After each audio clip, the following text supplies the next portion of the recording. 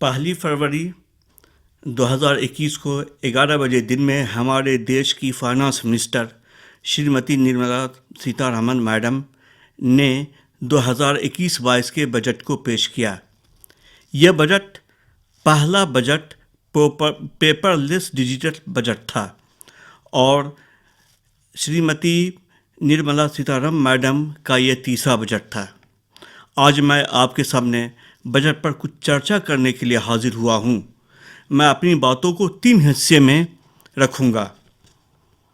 पहले बजट होता क्या है और इसकी क्या अहमियत है। दूसरे हिस्से में हम यह बात करना चाहेंगे कि इस बजट कोविड-19 की वजह से हमारी इकोनॉमी किस तरह के प्रॉब्लम्स को फेस किया। और तीसरे हिस्से में हम देखेंगे इस बजट की क्या विशेषता, क्या खासियत है और ये बजट हमारे प्रॉब्लम को किस हद तक एड्रेस करता है।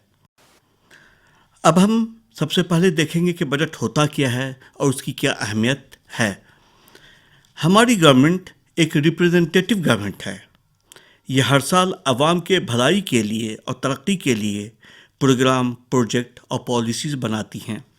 हर प्रोग्राम को एग्जीक्यूट करने के लिए काफ़ी रकम यानी रुपए की ज़रूरत होता है। इसलिए गवर्नमेंट अपनी बुनियादी ड्यूटी को पूरा करते हुए नए प्रोग्राम को भी एग्जीक्यूट करती है। इन तमाम प्रोग्राम और अपने साल भर के फंक्शंस का एक एक्सपेंडिचर एस्टीमेट बनाती है। फिर इस एक्सपेंडिचर को पूरा करने के लिए टैक्स या नॉन टैक्स रेवेन्यू को जनरेट करती है। इस पूरे मसौदे को फाइनेंस मिनिस्टर पार्लियामेंट में पेश करते हैं। पार्लियामेंट में पेश होने से यह अप्रूव हो जाता है। फिर फाइनेंस मिनिस्टर अथराइज हो जाती है कि उसको वो लागू करें। इस पूरे एक्शन को बजट पेश करना कहा जाता है या बजट सेशन कहा जाता है। यह पार्लियामेंट का एक ख़ास एक्टिविटी है। इसकी अहमियत इकोनॉमी में इसी तरह से है जिस तरह से हमारे पूरे शरीर में आँख, कान, दिमाग और ज़बान की अहमियत है। हम आँख से देखते हैं, कान से सुनते हैं, ज़बान से बोलते हैं और दिमाग से फैसला करते हैं। इसी तरह से फाइनेंस मिनिस्ट्री पूरे इकोनॉमी का जायज़ा लेती है, डेटा कलेक्ट करती है, अवाम के मसाइल को सुनती है और फिर उसके तहत प्रोग्राम और पॉलिसी बनाती है जो फिर लागू करती है। इसलिए बजट की अहमियत इकोनॉमी में इसी तरह का है जिस तरह का आँख, कान, ज़बान और दिमाग का अहमियत पूरे शरीर में है। कोविड-19 का हमारे इकोनॉमी पर बहुत ही बुरा इफ़ेक्ट पड़ा। हम जानते हैं कि डिमोनेटाइजेशन के बाद से ही हमारी इकोनॉमी का ग्रोथ रेट में कमी आना शुरू हुआ। हर क्वार्टर में यह डिक्लाइन होता गया। हम जानते हैं कि एक साल के 4 क्वार्टर्स हुआ करता है और हर क्वार्टर 3 महीने का।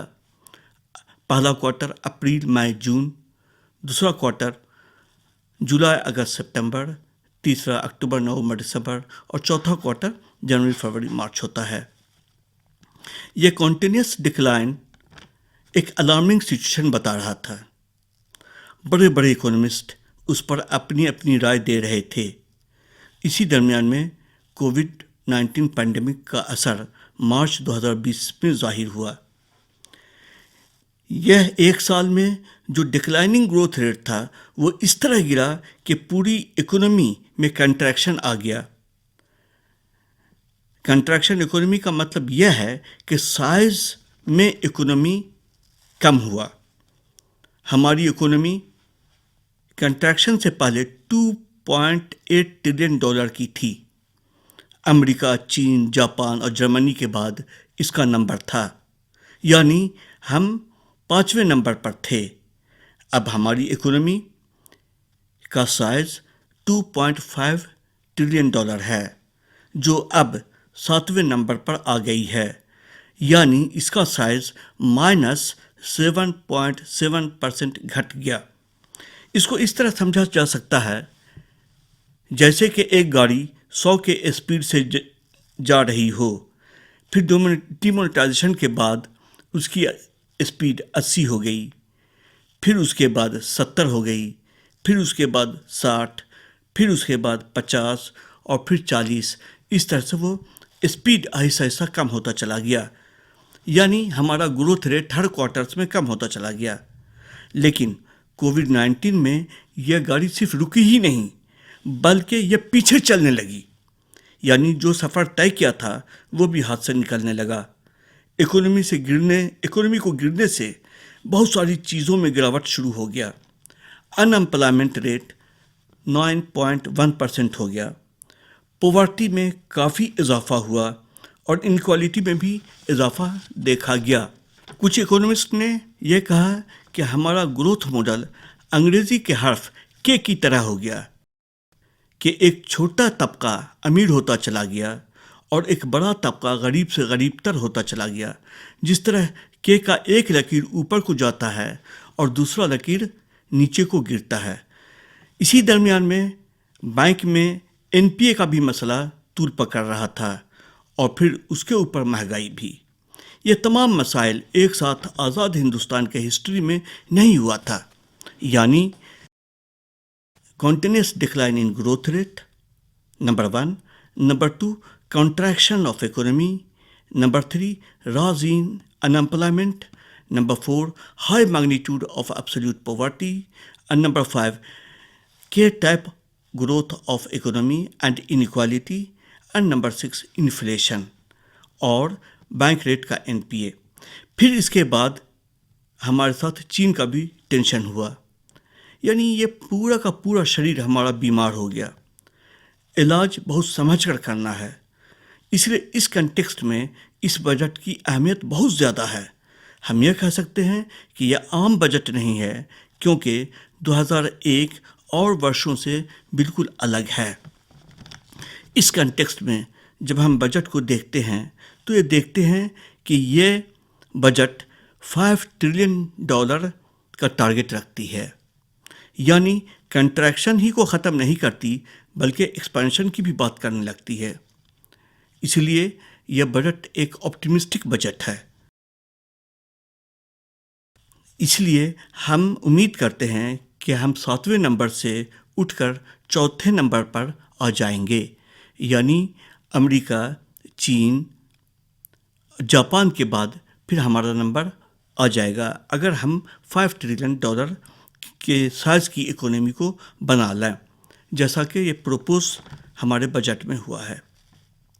دوسرا امپورٹنٹ چیز بجٹ میں آتم نربھر بھارت کی بات ہے، جو بجٹ یہ بات کرتی ہے، یعنی ہماری اکانومی ایفیشینٹ، کمپٹیٹیو اور ریزیلینس ہوگی، ہم سیلف سسٹیننگ اور سیلف جنریٹنگ ہوں گے۔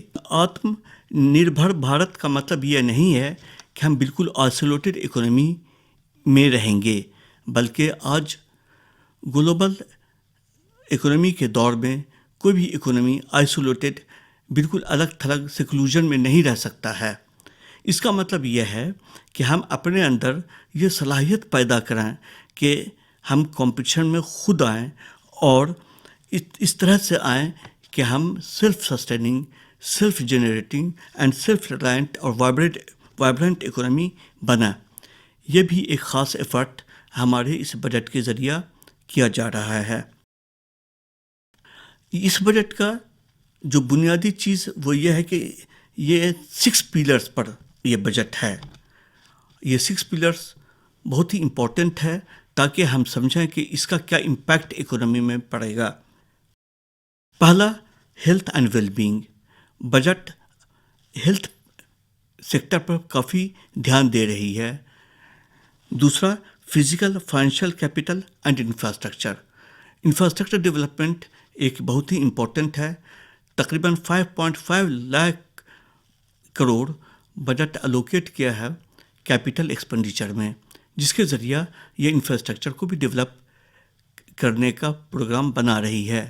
پرٹیکولرلی ہمارے 4 اسٹیٹ ایکسکلوسیولی مینشن کیے گئے ہیں: کیرلا، تامل ناڈو، آسام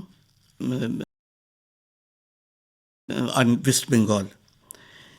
پھر یہ budget inclusive development of operational India کی بات کرتی ہے، اور یہ ہیومن کیپٹل ڈیولپمنٹ کی بھی بات کرتی ہے، انوویشن ریسرچ اینڈ ڈیولپمنٹ کی بات کرتی ہے، minimum government and maximum governance کی بات کرتی ہے۔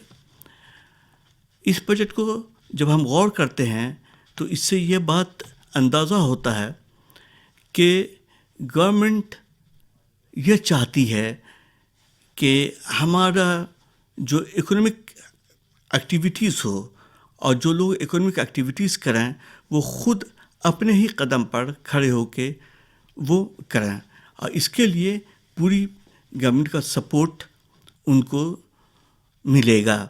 مثلاً اسٹارٹ اپ پروگرام کو گورنمنٹ ہر طرح کی سہولت پرووائڈ کرے گی، اور یہ 1 سال کے لیے ٹیکس ہالیڈے اسٹارٹ اپ کے لیے کیا گیا ہے۔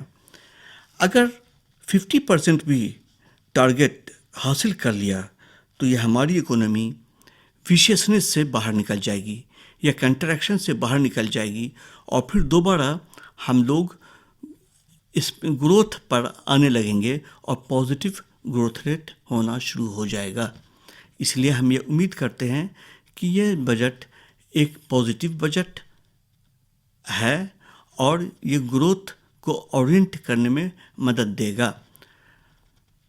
جہاں تک فسکل ڈیفیسٹ کی بات ہے، پچھلے سال بیکاز آف کووڈ-19 ہمارا فسکل ڈیفیسٹ 9.5% بڑھ گیا تھا، جو گھٹ کے اس بار 6.8 تک آنے کی امید ہے۔